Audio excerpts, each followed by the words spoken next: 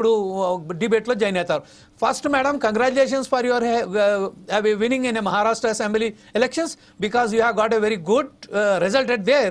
I think that you are also not believe that this much of seats you got.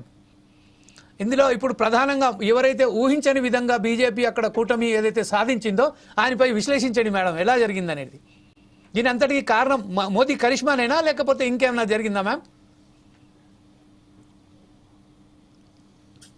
నమస్తే అండి, నన్నే అడుగుతున్నారా sir? yes ma'am, yes ma'am. Jameel sir, Jameel గారు. yes sir, yes ma'am, it is a question for you. Okay okay.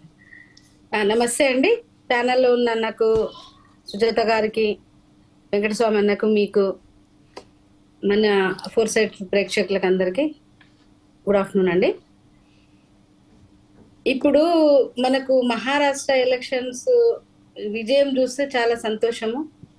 అది మహారాష్ట్ర ప్రజలు సాధించి పెట్టిన విజయము.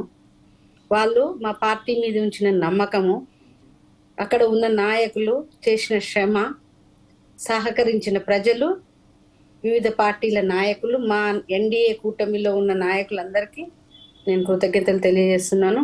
అందరి శ్రమ ఫలితమే ఇది. ఈ మన మహారాష్ట్ర ప్రజలు భారతీయ జనతా పార్టీని, శివసేనని, ఎన్సిపిని అందరినీ కలిపి ఎన్డీఏ భాగపక్షాలుగా వాళ్ళని దీవించడం జరిగింది. ఆ ప్రజలందరికీ ధన్యవాదాలు తెలియజేస్తున్నాను. ఇంకా మహారాష్ట్ర ఎలక్షన్ వరకు వస్తే సార్, ఎన్నెన్నో గ్లోబల్ ప్రచారాలు చేయడం జరిగింది. గోబెల్స్ కంటే ఎక్కువ దుష్ప్రచారం చేయడం జరిగింది. రిజర్వేషన్లు ఎత్తేస్తారని, అది చేస్తారని, ఇది చేస్తారని గతంలో నుంచి. కానీ ఇప్పుడు ప్రజలు నమ్మే విధం లేదు. ఎప్పుడైతే మన 2019 నుంచి కూడా మనం గత ఎలక్షన్లు కూడా చూసుకుంటే, అప్పుడు కూడా మేము శివసేనతో అలయన్స్ పార్టీలో గెలవడం జరిగింది. భారతీయ జనతా పార్టీ శివసేన అలయన్స్ లోనే మేము విజయం సాధించడం జరిగింది. ఆనాడు మేము 160 సీట్లకు పైన 105 సీట్లు భారతీయ జనతా పార్టీ, 56 సీట్లు శివసేన గెలవడం జరిగింది. గెలిచినాక కూడా కాంగ్రెస్ పార్టీ చేసిన కుట్రలు కుతంత్రాలతోటి, శివసేన వాళ్ళ అత్యాశతోని మనకు ఆ రోజు ముఖ్యమంత్రి పదవి ఆశించి విడిపోవడం జరిగింది. కాంగ్రెస్ పార్టీ సపోర్ట్ చేసి అప్పుడు ప్రభుత్వం ఏర్పాటు చేయడం జరిగింది. అదంతా చూశారు ప్రజలు. మేము మ్యాండేట్ ఇచ్చింది ఎవరికి? కాంగ్రెస్ పార్టీకి కాదు కదా మ్యాండేట్ ఇచ్చింది, శివసేనకు బీజేపీ కలిపి మ్యాండేట్ ఇస్తే అర్ధాంతరంగా మధ్యలో బ్రేక్ చేసుకొని వెళ్ళిపోవడం జరిగింది. ఈనాడు ఏదైతే శివసేన పెట్టిన ఆ రోజున్న బాలాసాహెబ్ గారి ఏదైతే హిందుత్వ సిద్ధాంతం పరంగా ఏర్పడ్డ పార్టీ, ఇవాళ హిందుత్వ సిద్ధాంతానికి వ్యతిరేకంగా ఈరోజు ఉద్ధవ్ ఠాక్రే గారు కాంగ్రెస్ పార్టీతో జతకట్టడం జరిగింది.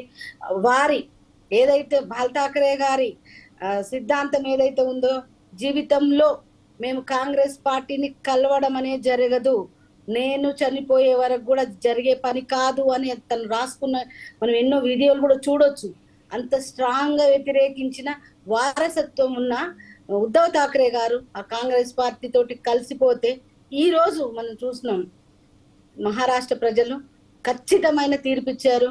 ఎవరైతే ఆయన బాల్ ఠాక్రే గారి సిద్ధాంతాలు కానివ్వండి, బాల్ ఠాక్రే గారి ఇవి కానివ్వండి, కాపాడే నాయకుడు ఎవరు అనే దానికి ఇవాళ మ్యాండేట్ ఇవ్వడం జరిగింది. ఇవాళ ఏక్నాథ్ షిండే గారే మన బాల్ ఠాక్రే సాహెబ్ గారి